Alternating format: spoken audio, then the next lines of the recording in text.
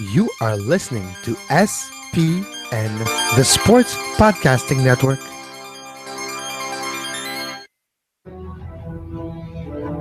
Termina هناك لشوارزنيجر.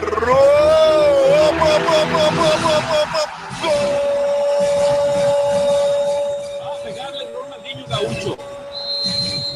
Ya lo hace. Pierna derecha, directo al arco. ¡Golazo! ¡Golazo!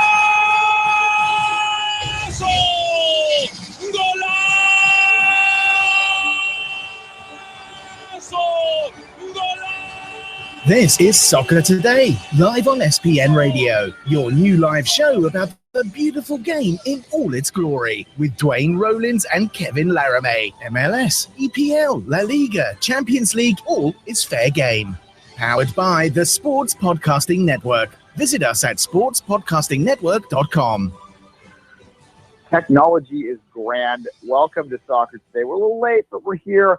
It's going to be a good show. Kevin Laramee joins me, as always, in Montreal. Also in Montreal, Jorge Sanchez, who is the head coach of the Concordia women's soccer team. That's a Canadian university team, if you're an American listener out there.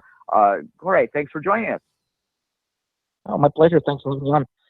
The reason Jorge is on today, other than we always like to hear the insight of coaches in this great game of ours, is because there are two Canadian women's national team friendlies this week, and we thought we'd do a little bit of a WOSO focus for the rest of the week, and Jorge will offer a bit of a unique perspective and sort of the development side of things, I think. Jorge, let's just start right there, and I'm going to ask you a really broad, general question to begin. Do you think that right now here in this country, we are doing all that we can to develop the next generation of Canadian women players? I think the timing is right for development. We're in between major competitions, with the Olympics having taken place last summer and the next World Cup only going to be in 2019. Now's the time that you're going to have to start developing the younger group. I think it's something that John Herdman has done very well of finding the younger players, the Kadisha Buchanans, the Ashley Lawrences, the Jessie Fleming. The reality is we have a generation of players that are reaching the end of their careers. A few of them announced retirement recently. So we have to find those replacements. Fair enough. And in terms of you work closely with young players, younger players. What is your take on the overall talent level that is in Canada right now amongst that sort of 18 to 22 age? I think it's pretty good. You look at the Youth World Cups in recent years, Canada always seems to qualify. We're not having the same success at the youth level that the senior team has had. Players. The reality is that every year we seem to be finding one or two or three players that are stepping up. We know about the names like Deanna Rose and the names I mentioned previously, but you have a Gabrielle Carl who's 18 years old and was on the fringe of the Olympic team last summer. You have a group of under 20 players that are stepping up. If you look at the roster that has been named for these two games coming up, there's a lot of players in their late teens that are going to be on with the team. So it's great. I think it's now's the time to experiment and find which players are going to take Canada into qualifying for the next World Cup. I wonder, Jorge, if in the women's soccer world right now at the college university level in Canada, if the conversation is geared a bit where the rest of the world caught up to North America, to Canada for a long time, the infrastructures, the athleticism, and the investment resources in women's soccer was contributing to a very powerful system, very powerful program. Now the rest of the world, Europe especially, is catching up. Is the conversation in the women soccer world right now maybe realizing that the rest of the world is catching up? I think it is. I think if you look back 4, 5, 6 years, you're seeing the parity is coming up. I had the chance to watch quite a few of the under 20 and the senior women's World Cup games in Montreal in 2014 and 2015. And there was countries coming out of the woodwork who maybe weren't at the top tier of women's soccer. My favorite game was Japan-Holland in 2015 World Cup. Japan people knew, but Holland sort of came out of the woodwork. Nobody really knew them. The Swiss women had a pretty good run at the World Cup. Myself, being of Spanish origin, Spain is now starting to make their mark on the women's game. So there's more and more teams that are being competitive. And I think that ties into more and more countries in Europe are holding some form of professional women's league. And that just allows the players to play at a high level for longer. You're setting the table for me, Jorge, so I will take the ball in the air. Professional Women League. Why don't we have at least a team in Canada now? Do you see the feasibility of either having an NWSL, or we all heard about the Canadian Premier League that's going to start the fall of 2018? How important is the women's side of that league? I actually got this question asked of me last week on another podcast that I did. The reality is that right now, Canada is paying for 12 players to play in the NWSL on a US-based teams. So there's nothing financially that would stop Canada from putting a team either in Vancouver or Toronto, one of the major areas. I think Vancouver is a better option because that's the national training center where they're headquartered. And 12 of the salaries would be paid by Canada Soccer anyways. A matter of finding and other players to fill out the roster, I think it's a very viable option. Imagine having your best players playing together on a team here in Canada. It would sell the game, but it also allows our players to train together on a regular basis. Well, Jorge, let's continue that track and talk about the NWSL and the Canadian involvement in it. We saw the Mexican Federation pull out because they didn't feel that they were getting enough for their investment. Do you feel at this point in time that Canada is getting a good return on its investment when it comes to the NWSL, or can more be done now? I think more can be done. I think Canada is striving to be the number one country in the world. If that is really the goal, and it's not just something you're saying because it sounds good, you have to put in every opportunity to do so. The reality is those two top players that are considered the leaders of the next generation, Ashley Lawrence and Kadisha Buchanan, they left the NWSL and are playing over in Europe.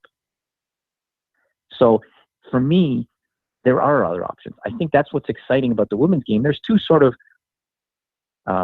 developments that have happened over recent months. One, Alex Morgan, probably the most recognizable women's soccer player in the world, left the U.S. to go play over in Europe. Carly Lloyd left the U.S. to take a chance and play over in Europe. Mallory Pugh left university early after her freshman year to go play pro. In Europe, top female soccer players don't play university soccer. They go through the pro route. Other sports, you don't have to go through university. So I think we're seeing opportunities, and I think that's what's going to make the pie bigger. The more opportunities that are available, the more investment that's put in, the bigger for the game.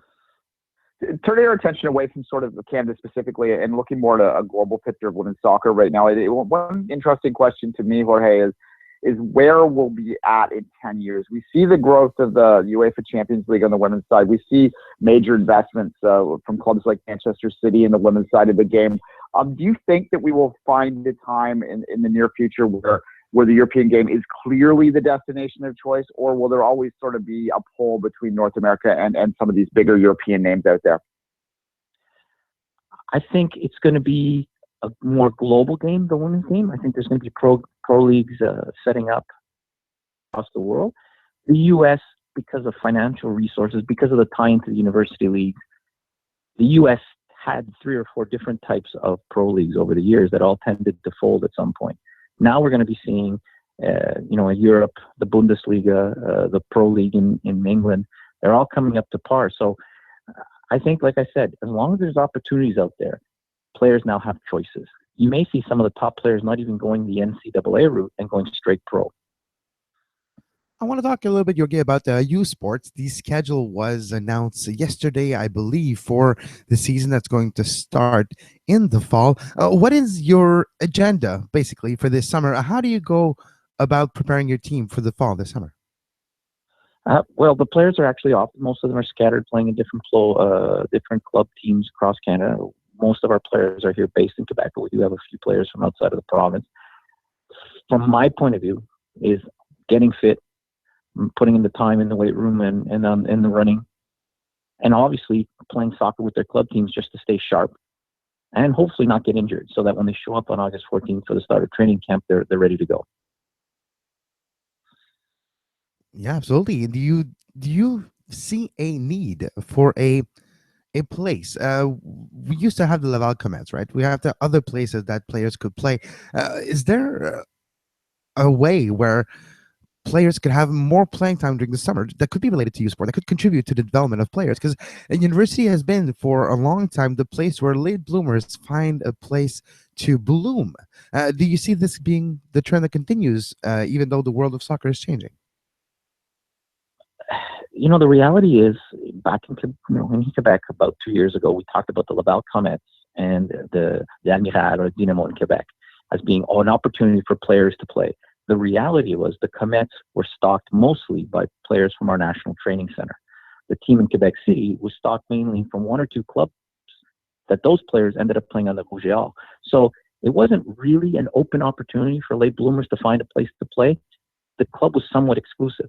What I find disappointing is when the W League folded, the Dynamo had applied to play in the new league that was coming up in the U.S., and they were refused membership.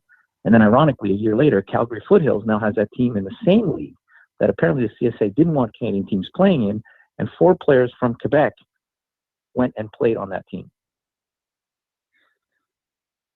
Jorge, one option that is out there for I wonder sometimes is whether or not the Montreal area team anyway, Quebec City might be a bit too far, might be to join forces with the Ontario League, League One Ontario, which I do have an affiliation with and do see, and it is improving each and every year. Is that a viable option, do you think, for summertime play for the women? I think it is.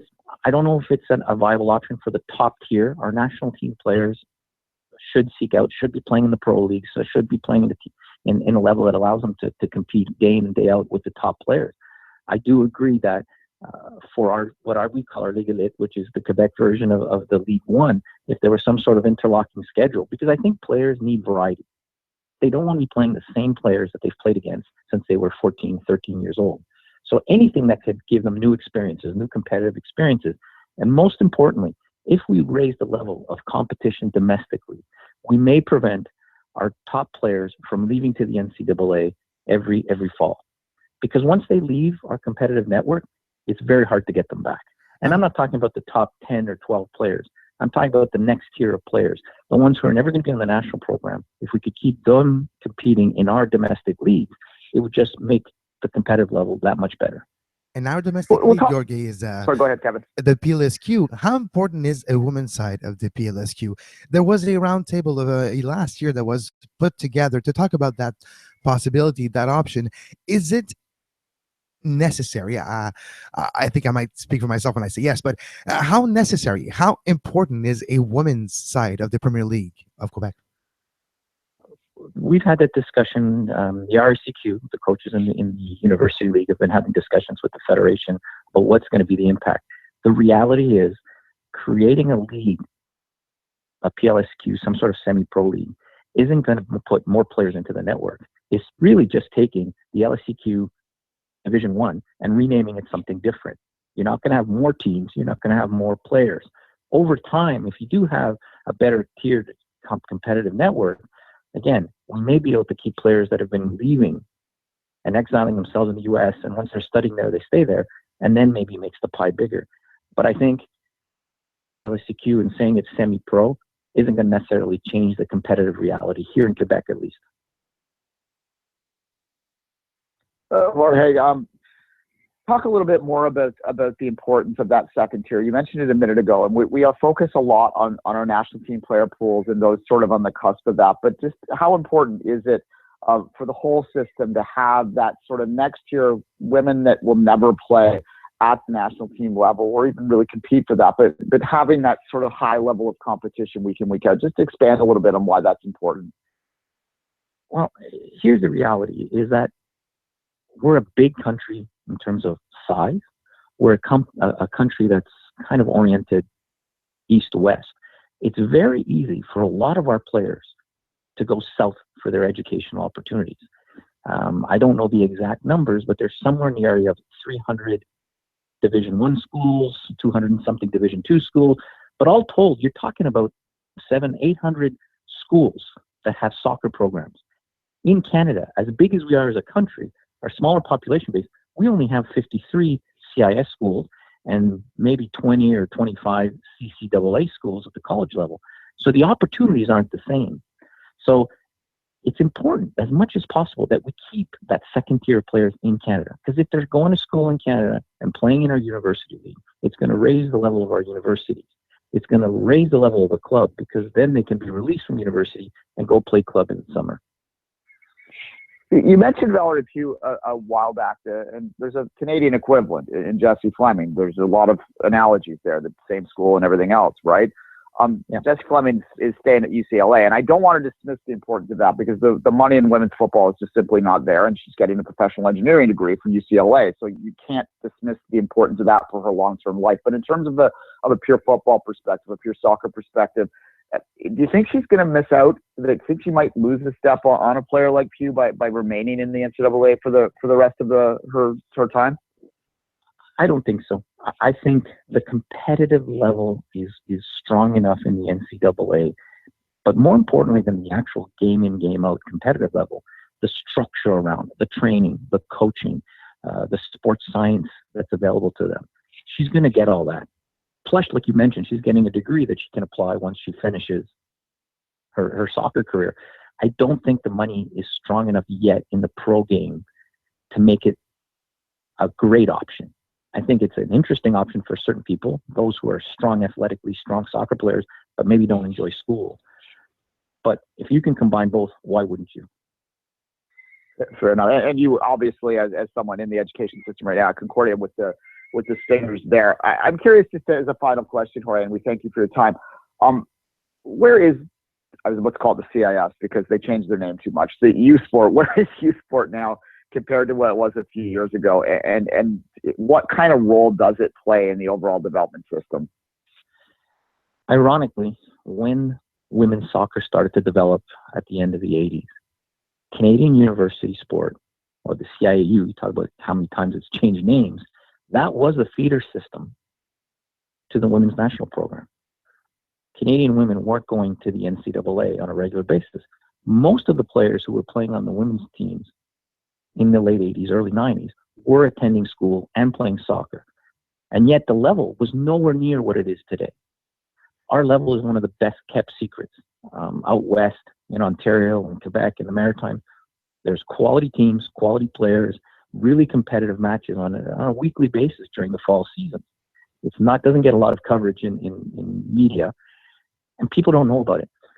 The CSA, although they changed their wording, they used to make sure that all their top athletes always went to the NCAA. Now they're saying, well, we don't force our best soccer players to go to the States and study, but here's the criteria that we want schools to have if our players are going to attend. And they've set up the criteria in such a way that it pretty much excludes all but 3 or 4 Canadian universities, which is too bad, because the facilities are there, the coaching is there, and it would be easier for our national team coaches to stay in regular contact with players that are staying in Canada. Because the reality is, in the NCAA, the structure is set up, but once they're there, that becomes the priority. And our coaches don't have the same influence over the players. Fair enough. I try each year. Well, my start in sports media, for what it worth, was back in the day for the CIS. It was called at the time. I always like to support it, so I do encourage anyone out there, whether you're around Jorge's club in Montreal, to get out there. If you're in Toronto, there's lots of options. If you're in any city in this country, you're usually pretty close to it. So lots of fun stuff there. Maybe we'll touch base, closer to that CIS season to give it a little more coverage when it comes. Jorge, thanks for your time today. Oh, thanks for having me on, guys.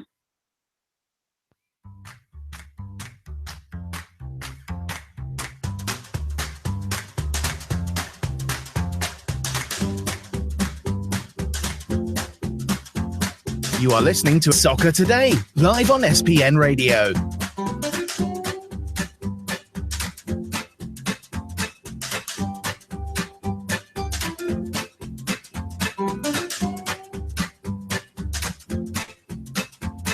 Visit sportspodcastingnetwork.com for more.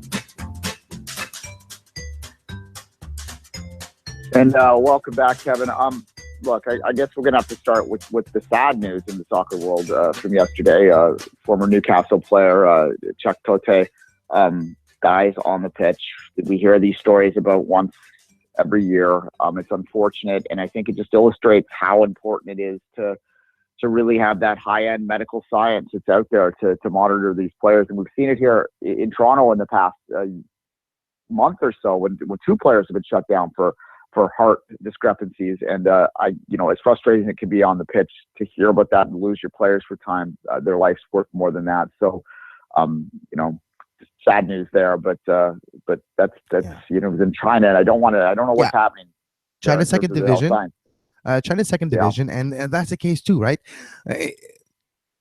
When you decide to go play, wherever you decide to go play, it's not always everything up to par. Even if you a star from another team, you are subjected to different conditions, different environment, different pollution level, different nutrition values, different. So everything put together, it's a very sad news. Not a lot of details yet. It filtered in yesterday afternoon that Cheikh Tote passed away, a very young player as well. It happened during a training session, if I'm not mistaken. So it's quite unfortunate, and it always leaves me with the stark realization that, yeah, it's fragile, but what could we do? Is it not that is it all worth it, but how can we use this and the information that this can happen, and it does happen, moving forward? Like, should we actually alleviate a bit of the calendar, not training session every day, shorter, if it's a little higher outside, not necessarily practice? I think maybe the way that we say, oh, it's because we're professional, it's about any giving environment we're going to perform and produce. I think it's quite the time that we maybe start taking care of their bodies. Yeah, there was I'm not going to say his name because I'm not going to shame him, but there was a fairly prominent women's soccer journalist out there complaining about water breaks last weekend, and I just wanted to reach through my phone and shake him because, look. Well, one of the players passed out late in that game, Duane. Like, because of heat exhaustion. It was 120 degrees Fahrenheit in Houston for that game. But yeah, no, I agree with, like, we have to take care of the players a bit more. And I'm wondering what the players are thinking. Yeah, and look, in concussion protocol and all that sort of stuff is we're battling with it right now and sort of understanding it. And I not to toot TFC's or MLSC's horn, but they have been pretty good with this for years, dating right back to, and I forget the young man's name right now, but the draft pick that they shut down and didn't even said no, that you're not going to go out and train with that because your life's more important. And I remember Zach something. Sorry, I'm forgetting it right now. You can look that up. But there was a story about 6-7 years ago. They drafted a young 18-year-old player, and when he went through the testing, they immediately just said, no, there's a problem here, and this is something that's going to put your life in danger. You need to shut it down now. And as devastating as it was for the young man and his family, they were very thankful for that. And that's, I'm sure that TFC is not the only club in the world doing that. I'm not trying to imply that at all. I just know of it, right? So I'm sort of highlighting it. And I think that you should highlight things like that and congratulate the, medical staff for doing that. And that's such a vital, important thing. And I think players' consideration moving forward will be, that's got to be part of it. How good are they going to take care of my body? How good are they going to make sure that I'm not just a piece of meat to them? And maybe some places, and again, I don't know what this club in China was, and maybe this is a freak accident, so let's be careful how we say this, but there are clubs out there in the world that don't necessarily take this stuff as seriously as they should, and this is another prime reminder of why they should. So that's all I have to say on that, Kevin. No, exactly. And when we see in more and more in the sport, injuries to the head and how it's dealt with, and the environment, the weather, the temperature, it's a big factor too. We go back to that game that we briefly mentioned in Houston. It was the Dash, and I forget off the top of my head. I think it was the Kansas City team. It was 120 degrees. United Kingdom player that plays for Houston passed out late in that game of exhaustion. Players were, it is. But if you had been like, here, put it this way, in a workspace, a workplace with a collective bargaining agreement and actually rules from the governments, depending on your countries, at least in my country, I know it's the case. If it's 120 degrees Fahrenheit, well, guess what? You don't have to work for your own safety. And we're making players run and catch a ball. It doesn't make sense to me. Yeah, I know in League One Ontario, the mandate is anything above 30 Celsius. There is automatically no decision on the referee's case to to make a water break if it's 30 degrees Celsius at field level. And that's an important consideration too, because a lot of the turf fields will get hotter, right? So, that's up to the referee to determine whether it's plus 30, and they can make the determination to have water breaks much warmer or cooler than that. And I saw it last year at plus 25, 24. If they were playing on turf, they would do it anyway. And what's wrong with that? Why is this an issue? People say, oh, well, they get coaching in that. Who cares? It's about their health at this point. Like, whatever. Anyway, it's frustrating to me, but we'll move on from it. In terms of Jorge's interview, lots of interesting stuff there, lots of good perspective and sort of where the development system is. It seems like he's pretty hopeful on the next generation, and that's a good thing. But I also think that what I took from that is the need for us to now, us meaning Canadians, to take that next step and try and squeeze more out of professional opportunities in this country. There is no excuse right now, I think, that we should not be trying to invest in creating at least one fully professional team in this country. That would be a very small start, but it would be a start nonetheless. And I think that that's just something that clearly needs to happen and clearly wants the people in the system want to see happen as well. Well, it's needed, first of all, right? And that's why I wanted to ask Jorge about the playing opportunities for women in the summer. Like we talk about the PLSQ in League One. League One has that aspect to it where there's a women league and it's thriving, and there's a lot of players that are playing there in the summer from college ranks, and it's actually helping their development, and you see a rise and you see them becoming even better players. And I think that's what's needed. And that he's right though, by the time of the Malcolmet and all that, because of other players taking those places in the team, technically there was a possibility, but practically never really amounted to what was needed, which is a place where the players from the university and NCAA, but from Canada, have a place to play. Now we're seeing League One Ontario making a huge contribution, and now it's time for PLSQ and BC, when it starts, to have their women league, and at the higher level to either have a WSL team or a CW, a Canadian Women Premier League part with the Canadian Premier League a few years down the road. But I do feel that that's the next logical big step to do, is one of those two, and they're not exclusive either. An NWSL team can come to Canada before the actual Canadian Women's Premier League and eventually make maybe the move. Well, yeah, I mean, it's the same thing as we're seeing with the MLS teams, right? That you could bring an NWSL team in and then potentially grandfather them into that league. As I said, when the Canadian Premier League launched, I wrote an article 2 days later or the day later saying basically that the battle's not done yet until we have a Canadian Women's Premier League as well, because we need both sides of the gender divide in this country. The women are, contextually speaking, they're, in context of the sport, are closer to the top anyway, or top of the world. So you create a league up here, you create more opportunities and drive more competition, then maybe they can make that final step. I've always felt that stated goal of being the number one women's team in the world. It's lovely to hear, but it always didn't necessarily seem like the effort was the same. The effort being put into it was what was needed to get there. I've never quite seen that connect. If they were to create an NWSL team, if they were to start to work for a Canadian Premier League team, then I would start to believe that they're actually putting some words behind the rhetoric that goes into that. I don't think that you can get to the number one country in the world right now unless you make some serious changes, particularly with the evolution of the game in Europe. And we talked about that in the interview as well, where we're seeing the top club teams in Europe start to get better and better and better. And as it improves, because they have such great infrastructure advantage over North America in terms of club infrastructure.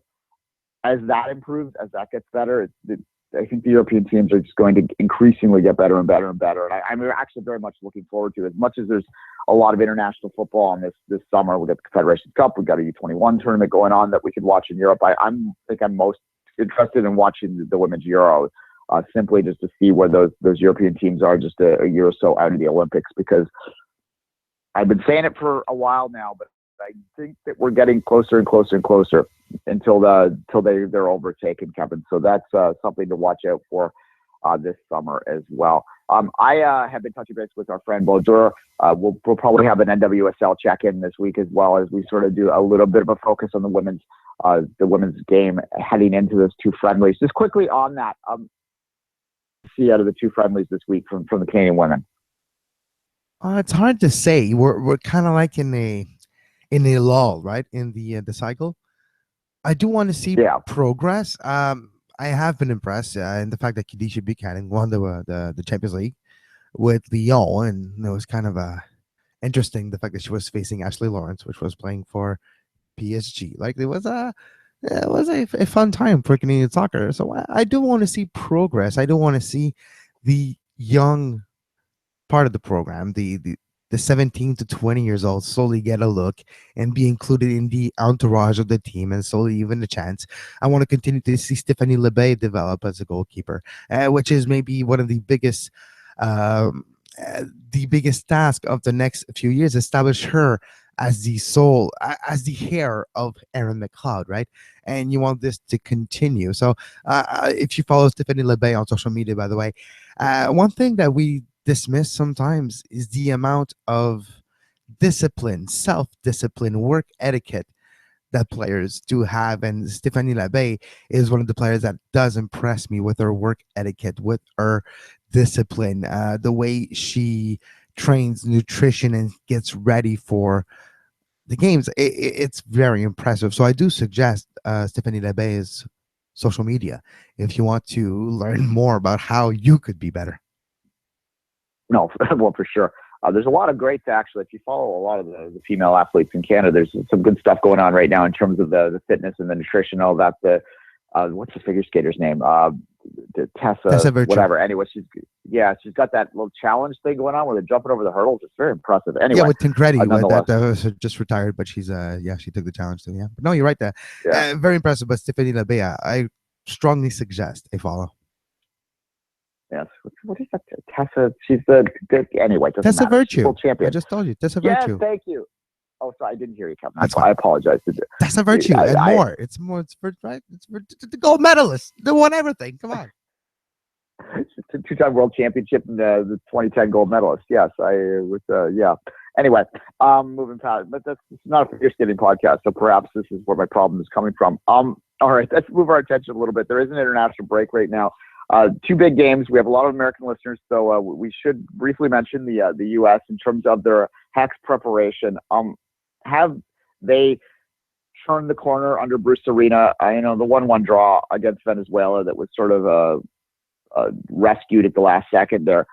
Is that something to worry about, or are they full? They're fine, do you think? I don't know. They have that game against TNT. They asked an absolute must win, I would have to think, right? Yeah, but I think they're going to be okay, Duane. I do feel like my favorite expression, cream rises to the top. And under Bruce Arena, you strip down all the fluff line. It's going to be like the basic of what this team could be, but the most efficient maybe this team could be, to put in layman's terms. And I do feel there will be a response from the U.S. men's national team from the results of last year. I do feel they will be having a certain amount of quote unquote fire. And no, that's not because Chicago is doing better and some of the players will be there. No, I'm talking about more the wanting, like, it's do or die, but more like the Dominic Adjero a few weeks ago mentioned speaking about the Montreal Impact, how they need to get punched to react. And sometimes that's how a roster reacts. It needs to be put against the wall and be challenged and be under adversity. Once that happens, they can clinch into the final gear and actually get the most out of their potential. And I do feel that that's where the U.S. men's national team is. It's up against that wall, and it's facing a challenge that's maybe not as tough as climbing that wall, but it's a challenge nonetheless. And I do think they will answer present.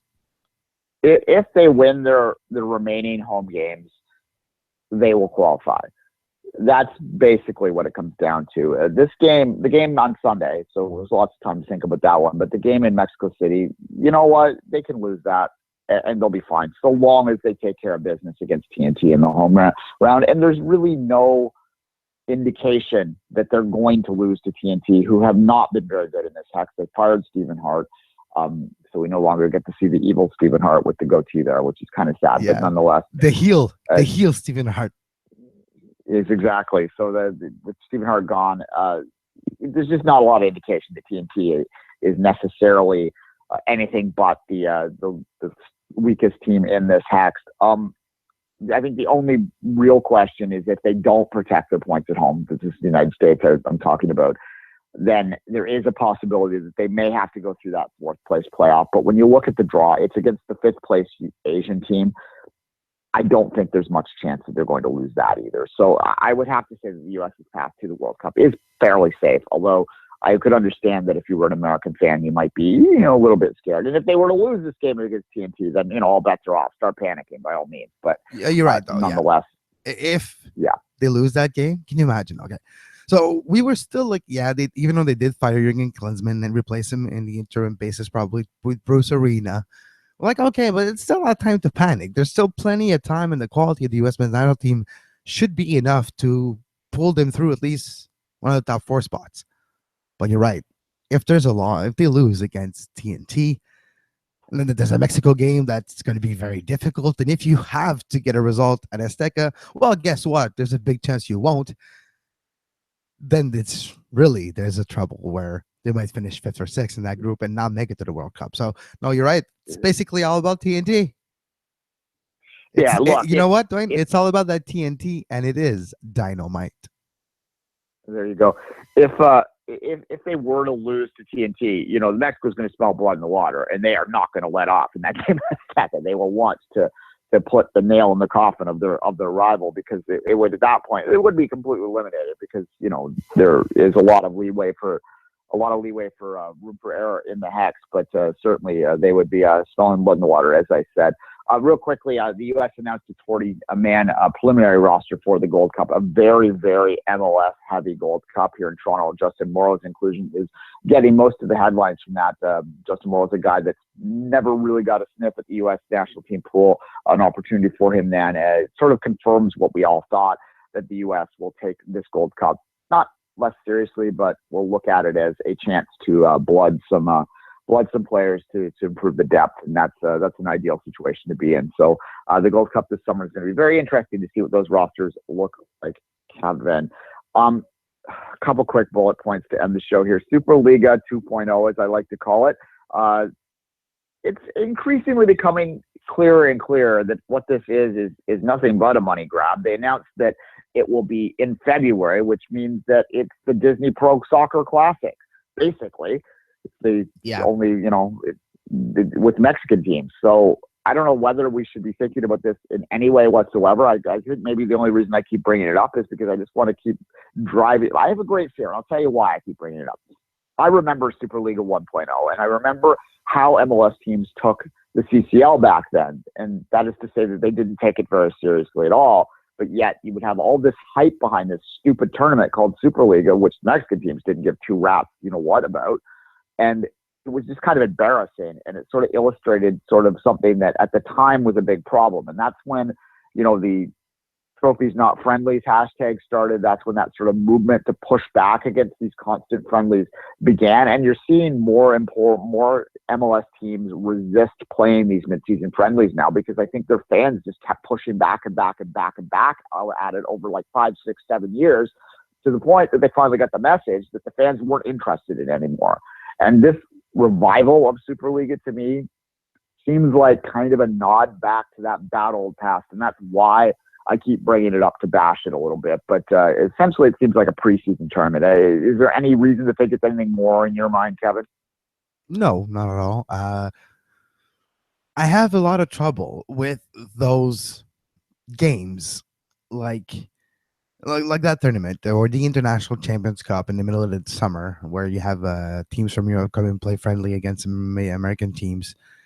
I have a big trouble because it's a cash grab. It dilutes the product. It's possibility for injuries. It's just there to make money, and you don't see benefit long term to those games. From my personal experience, when AC Milan came to play Montreal Impact when they were in the second division at the Stade Saputo and when Ronaldinho, the Stade Saputo was full, and for that game and for the revenues and for the profit and for the bank accounts, that day was great. But it was not what put Montreal on the map. it was the CONCACAF Champions League because it was a competitive game. Competitive games put you in a bigger perception, a bigger mindset that you feel like you're a bigger club, right? It's not because you play a friendly. Guess what? Any USL team plays a friendly against Real Madrid, they can sell out this 100,000 stadium right now. It's not about the other team, it's about Madrid. So I kind of feel it's going to be the same here. I remember back in 2007, TFC played 2 friendlies that year in their first year. They played Benfica very early in May of 2007. So this is a club that's like 2 months old at the time, right? And I understand exactly why they brought Benfica into play. Massive Portuguese population in Toronto. It's one of the biggest. There's what's some stat? It's like Toronto has the third most. It's the city with the third most Portuguese people in it in the world. That includes Portugal. So there you go. So bring Benfica in, get a bunch of Benfican fans out there, and hopefully you bring some back. I get that logic in 2007. I don't think you have to use that logic now because the MLS is, and I just said MLS, I apologize. MLS is at a point now that it doesn't need to be exposed to people. People know about it. Portuguese people know about it. Italian people know about it. It's not back like it was a decade ago when I think you did kind of need to bring clubs like that in occasionally to sort of help sell your sport. It's been sold. These people are either going to come or they're not now. TFC could bring Benfica in again, and it would not create a single new fan.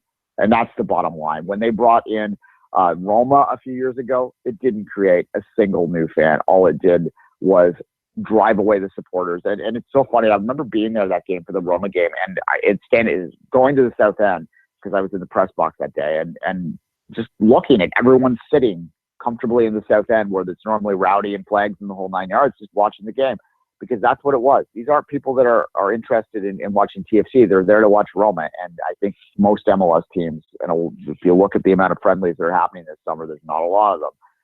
I think most MLS teams understand that now. So that's a good thing here. So what we are saying, Duane, is treat your product as the be-all, end-all, and eventually people will buy into it. Precisely. And I will justify it again a decade or so ago, but we're not a decade ago. We don't have a time machine. We don't have to go back. We're in 2017 now. Final one, Mbappe to Real Madrid. God help us all. That's a rumor that seems free stuff. Yeah, they're just gonna continue to be better. I don't know how you say 13 in Spanish, but is next year going to be 13? I think we'll learn. Like the Ultima Decima, I think it was. Like the Ultima Decima was the 12, so I don't know what 13 is. The Extravaganza Decima, whatever. This could be amazing. Yeah, whatever. Just stop. They're already dead. It's all right, fine. Okay, Kevin, any final thoughts on the day? Again, the rest of the week, we're going to do a bit of a women's focus this week to preview these games. We'll get Bo Jorge hopefully on tomorrow. He's all confirmed. We're at 90% right now, so that will be an NWSL check-in. I'll probably try and get a guest on Thursday to preview the game in Winnipeg specifically, and then Friday, Kevin and I usually just Friday ourselves, but we'll this week there's not going to be a Friday show. So. Oh yeah, that's true. Yes. Friday, I'm not going to be available. I'm actually going to be at the Gilles Villeneuve circuit for the first time in 33 years. I will actually see F1 cars pass in front of me. And you can follow all my my work this week on Scuderia F1 as well, which is available in work on ScuderiaF1pod.com. And for Duane Rollins, I'm Kevin Laramee. You can follow Duane on Twitter at 24th Minute and myself at Kev Laramee. Tomorrow, 10 a.m. And yes, tomorrow my alarm will ring. And until tomorrow, have a great soccer. You were listening to SPN, the Sports Podcasting Network. Visit us, sportspodcastingnetwork.com.